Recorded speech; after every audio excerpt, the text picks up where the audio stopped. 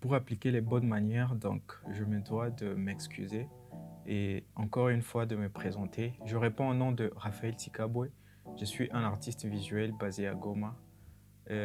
J'essaie juste de partager ma passion. Si vous êtes tombé sur cette chaîne, c'est pas un hasard. J'essaie de partager avec vous au maximum ce que je sais et aider aux jeunes aspirants de pouvoir aussi retrouver cette passion et de continuer à faire grandir cette flamme.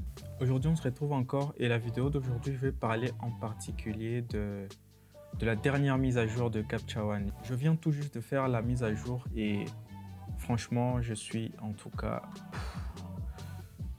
Et à un moment, je me disais, quand est-ce que Captcha One pense à intégrer l'IA dans leur logiciel, notamment pour la sélection partielle, que ce soit la sélection du ciel, la sélection du... Comment on appelle ça? Background, d'accord? Il y a la sélection du sujet, d'accord? Heureusement, le temps est venu et Captcha One, ils l'ont fait et donc... On n'aura pas à chaque fois avoir à découper les images comme on avait l'habitude de les faire avant avec Captcha One. Parce que ça fait déjà, depuis Lightroom 2022, Lightroom, on pouvait déjà, d'accord? Avec Lightroom, on pouvait déjà faire ce genre de sélection depuis la mise à jour de 2022, d'accord? On pouvait sélectionner partiellement une zone avec précision, d'accord? C'est juste... comment je peux appeler ça? C'est une sélection générée par l'IA, en quelque sorte. Et donc, c'est beaucoup plus précis et ça rend juste la vie facile, si je peux dire. Et donc, là, nous avons notre photo. Par exemple, il y a cette photo. Vous avez vu, ça, c'est une photo non éditée. Vous avez vu cette série de photos, je pense, sur mon Instagram. Là, je vais déplier. Vous voyez, ici, nous avons sujet, d'accord? Là, on peut sélectionner que notre sujet, d'accord? Et là, on peut sélectionner que notre background, d'accord? Si vous voulez un peu régler l'exposition du background et tout, vous pouvez chaque fois sélectionner cette partie. Là, par exemple, il y a sur ce calque où j'ai sélectionné mon sujet, que mon sujet. En global, j'ai rien modifié, mais c'est juste une démonstration pour vous montrer ce que ça fait, à quel point c'est précis, d'accord, leur découpage.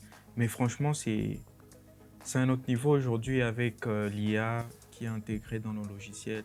Moi, je trouve que ça rend franchement la vie facile. Parce qu'avant, on pouvait prendre des heures, bon, pas des heures quand même, on pouvait même prendre un quart d'heure en train de vouloir sélectionner que les sujets ou une zone spécifique sur une photo. Mais avec de l'IA comme ça, d'accord, vous voyez, si je prends par exemple, je fais le raccourci. Si par exemple, je fais le raccourci Alt-M, d'accord, là, on voit directement, vous observez, regardez à quel point c'est précis. Même les petits, c'est pas les petits bouts des cheveux là, ok? Donc, c'est tellement précis, vous voyez à ce niveau. Non, mais franchement, une main peut pas découper une photo aussi précisément. Donc, observez, ok? Et là, franchement, ça, c'est impressionnant, d'accord?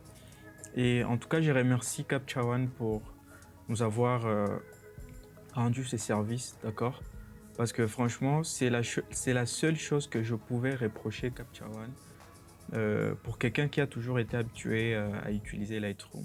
Alors, dès que j'ai découvert que la mise à jour était disponible, j'ai pas hésité, j'ai directement sauté sur l'occasion et me dire, je dois absolument tester ça, d'accord?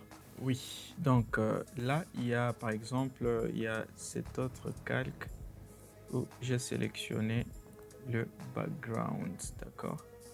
Là, si je fais le même raccourci, d'accord? Je dois sélectionner, juste cocher, d'accord? Si je fais le même raccourci, là, directement, on voit donc la zone en blanche, d'accord? C'est la zone sélectionnée, d'accord? Et la zone noire, c'est la zone inverse, d'accord? Et franchement, moi, j'aime ça. J'aime ça. J'aime ça. Et là, on peut maintenant facilement modifier l'exposition de notre fond, d'accord? l'exposition de notre sujet. Non, ça nous donne beaucoup plus de possibilités et ça nous donne une autre façon de modifier les photos. Donc, ça nous permet encore d'avoir beaucoup plus de manœuvres et surtout beaucoup plus de choix sur ce qu'on va faire de notre photo. D'accord? Et là, nous avons... Ça, c'est une photo que j'ai publiée récemment, d'accord? Là, vous pouvez voir un avant et un après en passant, d'accord? L'avant et l'après de cette photo. Ok.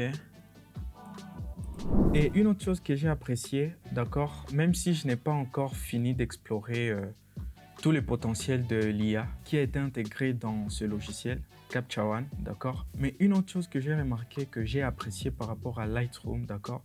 C'est que vous voyez tous ces masques-là générés par l'IA, d'accord? Prenons par exemple cette photo, d'accord? Cette photo est éditée, cette photo n'est pas éditée. Mais si je prenais que je copiais, d'accord? Vous voyez, si vous copiez votre modification et appliquez sur une autre photo, là, vous n'aurez pas besoin de chaque fois faire à nouveau le masque, d'accord? Vous n'avez pas à chaque fois à cliquer sur le sujet ou soit sur le background pour générer chaque fois ce masque de l'IA. Tout ce que vous aurez à faire, c'est, tenez, vous copiez, vous voyez, il y a ces deux photos. Vous voyez cette photo, d'accord? Vous copiez, vous n'avez qu'à copier, d'accord? Ensuite, vous appliquez, d'accord? Vous appliquez les mêmes modifications sur votre photo non encore éditée, d'accord? Là, on patiente juste un peu. Et là, il y a tous mes calques qui ont été appliqués.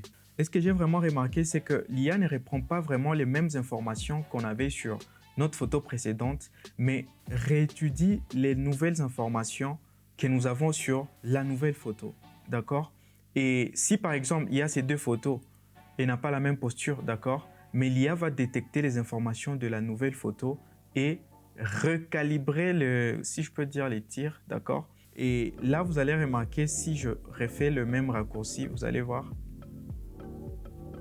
Ça, c'est une toute autre photo. Donc, c'est pourquoi vous allez remarquer que lorsque vous appliquez, lorsque vous copiez les ajustements, ça prend un peu plus de temps que prévu, d'accord? Donc, franchement, ça, c'est impressionnant. J'aimerais avoir la même mise à jour chez Lightroom. Je ne sais pas si la mise à jour est toujours en route et tout. Mais je crois que c'est tout pour aujourd'hui. Aujourd'hui, j'ai un peu plus tâtonné parce qu'en tout cas, je n'ai pas préparé le script. Généralement, je prépare les scripts pour mes vidéos et tout. Mais là, j'ai juste fait une vidéo pour juste, genre, les premiers aperçus en quelque sorte. Voilà.